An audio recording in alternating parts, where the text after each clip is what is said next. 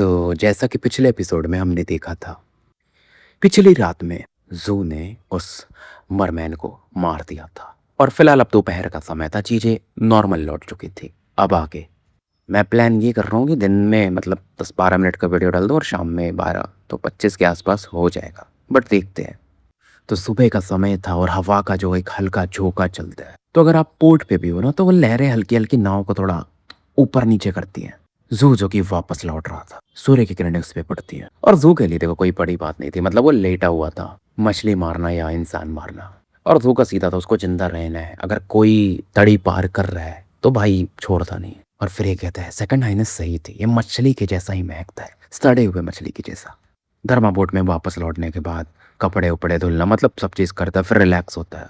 और आज इसकी ऑफ ड्यूटी थी तो भाई आराम कर रहा था और वो अपना जो बाम्बू का स्लिप था लकड़ी का, जिसमें ये नाम वाम लिखता था, उसमें से पहले ये इस मरमैन का नाम मिटाता है या काट देता है, जो भी समझ लो, क्योंकि अब वो निपट चुका था। उसकी नज़र पड़ती है पैट्रियार्च पे कि बस समय आ ही रहा है तुम्हारा भी। और अब ये मरमैन का जो बैग था ना, उसे देखना चाहता था क्योंकि वो खोलना चाहता था, लेकिन जू ने उसको उस समय समय नहीं दिया था। तो उसके अंदर 100 स्पिरिचुअल स्टोन्स थे, उसके अलावा 20 स्पिरिचुअल नोट्स थे और एक स्पिरिचुअल नोट की कीमत होती है 100 स्पिरिचुअल स्टोन के बराबर। और ये थे 6वें पीक के नोट, मतलब अच्छा खासा भाई अमीर था। और उसमें कुछ टालिस्मैन ट्रेजर्स भी थे, कुछ प्राइज ट्रेजर्स भी थे, जैसे एक टालिस्मैन येलो था, एक ब्लू था। और जो टालिस्मैन पे मार्किंग होती है ना, वो भी 80 से 90% कंप्लीट थी, मतलब उनका ज़्यादा यूज़ नहीं हुआ था। टालिस्मैन आप यूज़ करते हो तो उस पर जो ऑरा बनी रहती है, जो कॉम्प्लेक्स मार्किंग्स, वो गायब होने लगते हैं। ब्लू टालिस्मैन डिफेंसिव था और येलो वाला जो था वो अटैक कर सकता था। और जू को समझ में आता, अगर वो मछली अपना हाथ बैग में डाल पाती, यानी वो मरमैन, तो फिर इसके लिए और मुसीबत होता। और उसको समझ में आता इसका परछाई सही काम कर रहा है, मानो परछाई खुद में जिंदा हो। तो ये बोलता यार कुछ तो है। और उसका ये था कि कुछ टेस्ट तो करना पड़ेगा कि मेरी परछाई जिंदा है या नहीं। कुछ पावर ही अपने अपने उस वॉयलेट क्रिस्टल में भेजता है, इसका बॉडी पूरे नीला रंग की, बैंगनी रंग की चमकने लगती है और उस पावर का इस्तेमाल करता है परछाई पे। परछाई धीरे धीरे कम होने लगती है और जू ज्यादा समय वेस्ट नहीं करना चाहता था, क्योंकि इसमें इसका मेंटल एनर्जी काफी लगता है ये टेस्ट करने में कि परछाई जिंदा है या क्या है। थोड़ा समय उसको सप्रेस करता है, फिर छोड़ देता है। तो इस बंदे के पास ना एक पेपर था या जो भी बोल लो, उस पर पूरा नक्शा बना हुआ था, वो जो समुद्री क्षेत्र था जहाँ पे ये मरमैन मरफोक्स रहते थे। क्योंकि अगर किसी को भी आगे जाना है सी एरिया में, तो इसमें पूरा लोकेशन था भाई। तो ये बहुत कीमती चीज हो गया, क्योंकि आपको पता है इन्फॉर्मेशन बहुत कीमती होता है, स्पिरिचुअल स्टोन से भी ज्यादा। और आखिरी चीज में एक हथेली के आकार का लोहे का कुछ बॉक्स के जैसा दिख रहा था, लेकिन बॉक्स नहीं था। और जू एक दूसरा आइटम निकालता है लोहे का, जो कि वो फैट माउंटेन के पास था और वो भी उसके लिए बहुत कीमती था। तो दोनों लोगों को देखता ये पास एक जैसे दिख रहे थे, यानी कुछ तो बात होगा इस मेटल के बारे में, लोहे के जैसा है बट क्या है। तो फिलहाल धीरे धीरे 4 घंटे बीत जाते हैं, जू अपनी आंखें खोलता है और उसको पता चलता है कि इसका जो माउंटेन इनकांटेशन टेक्निक है बहुत करीब है ब्रेक थ्रू के। और सोचता है कि 7th लेवल में ही मैं ग्रेट सर्कल के बराबर पावर हासिल कर पाया, तो अब क्या होगा जब मैं 8वें लेवल पे पहुंचूंगा, तो क्या मेरे पास उतना पावर होगा कि मैं पैट्रियार्च को मार पाऊंगा। देखो 7वें लेवल में ना इसने अच्छा खासा समय निकाल दिया था इसके हिसाब से। तो फिलहाल ये जो फॉर्मेशन था जिससे आप ऑरा एब्सॉर्ब करते हो, स्पिरिचुअल ऑरा, उसे एक्टिवेट कर देता है और स्पिरिचुअल स्टोन भी वहाँ पे यूज़ करने लगता है और अपनी साधना में लग जाता है। धीरे धीरे दोपहर से रात का समय की तरफ बढ़ने लगता है। इस दौरान उसके बॉडी में एक अलग सी हलचल होती है, खून में भी एक उबाल सा आता है, हड्डियों में ना आवाज आने लगती है क्रक क्रक के। पीछे फिर से वो जो हॉब गॉब्लिन होती है उसकी छाया बनती है और अलग फोर्स था, मानो गॉब्लिन जो है ना वो ट्रांसफॉर्म हो रहा था। नॉर्मल इंसान जब कल्टीवेट करता है, ग्रेट सर्कल पे पहुंचता है, तब जाकर के हॉब गॉब्लिन बनता है 2 सिंगों वाला। यहाँ पर जू किंग का अलग था, वो तो ये 7वें लेवल में ही हासिल कर चुका था। और इवन किसी को नहीं पता था जिसने ये टेक्निक भी बनाई थी ना कि ऐसा भी कुछ हो सकता है, क्योंकि ये टेक्निक वैसे भी लो लेवल टेक्निक थी और जो भी कल्टीवेट करता था भाई वो करप्टेड रहता ही था। जू का चीज अलग था, जू की बॉडी में मानो क्रैक्स पड़ने लगते हैं, खून बाहर आ रहा था, लेकिन इस दौरान इसके शरीर से वो बैंगनी लाइट निकल रही थी जो कि उसको कवर करने लगती है, इसके जख्मों को भरने लगती है और ये साइकिल चलते रहता है। इसकी बॉडी में दरार आते थे, खून बाहर आता था, फिर वो बैंगनी लाइट उसे भरती थी, फिर वही होता था। ये प्रोसेस सर्कल में चल रहा था।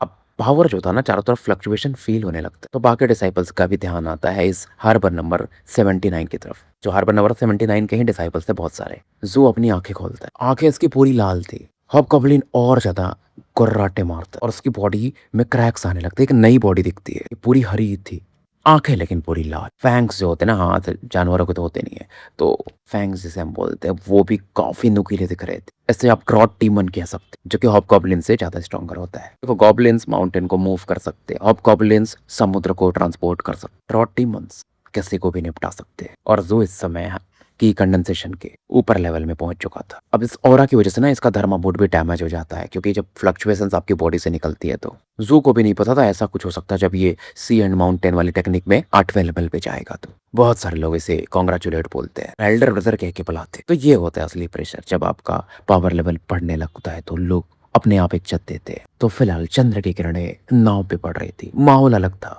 प्रोसेस लेकिन काफी डेंजरस था जू को ब्रेक थ्रू करने में। वो तो बैगनी क्रिस्टल की वजह से ये ब्रेक थ्रू कर पाया था। और फिलहाल ये सभी को थैंक्स बोलता है बाहर निकल करके।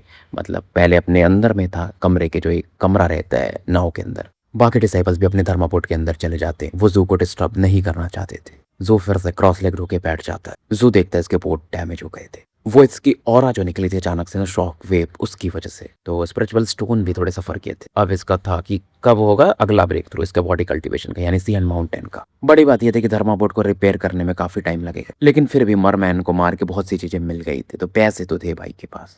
फिलहाल ये शांति से बैठ जाता, अपने पावर को फील करता है। जू को तो ये भी लगता है कि इसको अभी वो की कंडेंसेशन वाली हो रहा है, यानी जो सी फॉर्मिंग स्क्रिप्चर, उसकी जरूरत ही नहीं पड़ेगी। ये बॉडी कल्टीवेशन से ही पैट्रियार्च को डरा सकता है, मतलब एक पंच में ही खेल कर सकता है। और शायद ये पहला बंदा होगा जिसने बॉडी कल्टीवेशन, खास करके सी एंड माउंटेन इनकांटेशन को इस लेवल तक लेकर आया था, क्योंकि उसमें यही लिखा हुआ था ना भाई, हॉबगॉब्लिन लिमिट होती है। तो इसका ये था कि अभी 8वें लेवल पे, तो क्या 9वें लेवल पे जाएगा, 10वें लेवल पे जाएगा, तो ये जो ड्रॉट डीमन बना है, क्या ये भी ट्रांसफॉर्म हो सकता है? और कोई गाइडेंस उसको दे भी नहीं सकता था। इस दौरान 2 घंटे और बीत जाते हैं। जू अपने कल्टीवेशन में लग चुका था। अब इसका ये था कि कंडेंसेशन में भी ये 7वें लेवल पे जितना मुझे याद है उसमें भी आगे जाए। तो फिलहाल इसकी जो स्पिरिचुअल सी हो रहा है ना, वो बढ़ते जाती है और 240 मीटर तक पहुंच जाती है। और इतने पे नहीं रुकती है, बढ़ते बढ़ते बढ़ते 252 तक पहुंच जाती है, धीरे धीरे 261। जू फाइनली आंखें खोलता है और ये एक नाम लेता है ड्रैगन फेल। और एक ऑरा निकलती है जो कि ड्रैगन के समान थी और वेल का ऑरा मिक्स था। सही मतलब अपनी ऑरा से जो स्पिरिचुअल ऑरा है उससे ये वो फॉर्म दे पा रहा था वाटर ड्रॉपलेट्स को। वो 240 मीटर थी और डिसाइपल्स देख के हैरान हो जाती है, तो फॉर्बिडन सी का ड्रैगन फेल है।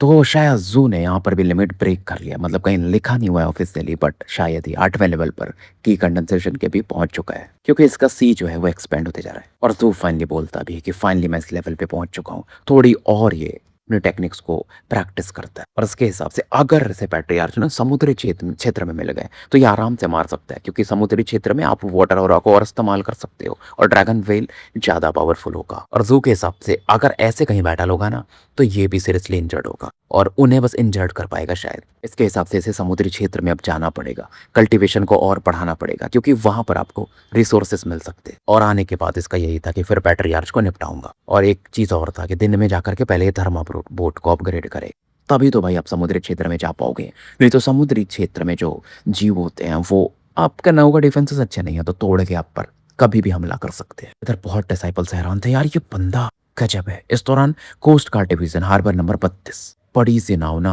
बोट से दूर जा रही थी, जहां पर हमें ग्रेइश रूप में एक बंदे को दिखाया जाता है। इसकी आंखें ब्लू हेयर और गोल्डन आइज थी। ये बोलता अच्छा, तो एक और बंदा 8वें लेवल पे पहुंच गया, ड्रैगन विल भी बना दिया। जो भी है नॉर्मल तो नहीं है, इंटरेस्टिंग। इस दौरान एक कोस्ट गार्ड बोलता है कि आपको चाहिए क्या इन्फॉर्मेशन। उनमें से एक डिसाइपल जाऊ किनपेंग था। तो उसने बोला था ना कि उसे एक अच्छा मौका मिला है कोस्ट गार्ड डिवीजन में, एक बंदे हैं जिनके साथ काम करने में। तो ये वही बंदे थे जिनके गोल्डन बाल थे, और मैं उल्टा कर दे रहा हूँ, मतलब नीले बाल और गोल्डन आंखें थी। नंबर 1 की कंडेंसेशन बंदाई से बोला जाता था 7th पीक का, और इसका नाम था डिंग जायुहाई। आई बोलते नहीं, जब हम वापस आएंगे तो देखते हैं। इसी दौरान हमारे जो कैप्टन थे यानी जू के टीम की कुर्सी पे मस्त बैठे हुए थे, कोई तो फल खा रहे, वो भी ये ऑरा फील करते, ये क्राइम डिपार्टमेंट में थे और ये उस तरफ देखते हैं, यानी कि पोर्ट नंबर 79 की तरफ, हार्बर नंबर, और स्माइल करते हैं कि अच्छा ये इतने अच्छे मोड में था कि ब्रेक थ्रू कर लिया। सही बंदा है अभी, लेकिन बहुत वीक है। शायद मैं कुछ और लोग इसके लिए ढूंढ सकता हूँ मारने के लिए। कैप्टन इस बारे में सोचने लगता है कि ये सच में फ्रीक है, जैसा जैंग सैन ने कहा था। तो इस दौरान बहुत सारे लोगों के रिएक्शंस आते हैं 7th पिक के, जो भी उस तरफ वो ऑरा को फील करता है। इस दौरान वो जो एक आइलैंड था या एली था, जो एरिया था जहाँ पे मरमैन रहता था, वहां पर बहुत सारे लोग इकट्ठा हो चुके। मरमैन के मरने की खबर शायद पहुंच चुकी थी। 2 लोग खास करके, उसकी 2 बहनें, एक कजिन्स थे उसकी, और ये लवर्स भी थी थर्ड आइनस की। बड़ी वाली बहन तो शांत थी, लेकिन छोटी वाली ना कांप रही, उसकी आंखों में एक अलग गुस्सा था।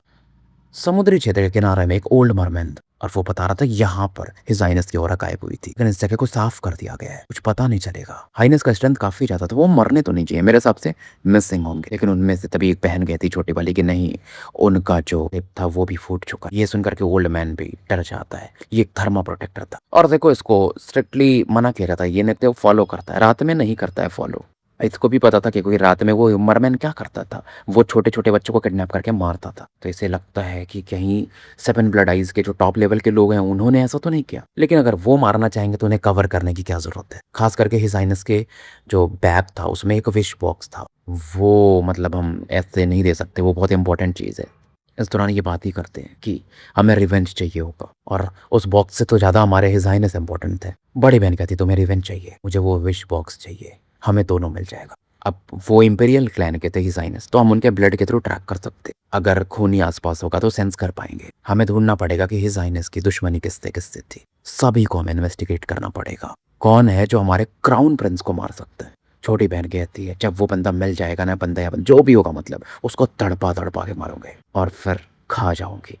तो फिलहाल स्टोरी हम यही समाप्त करते हैं और मिलते हैं फिर शाम में एक नए एपिसोड के साथ। तब तक के लिए मैं आपका साथी एनल कमिस्ट ए के ए मुसाफिर विदा लेता हूँ।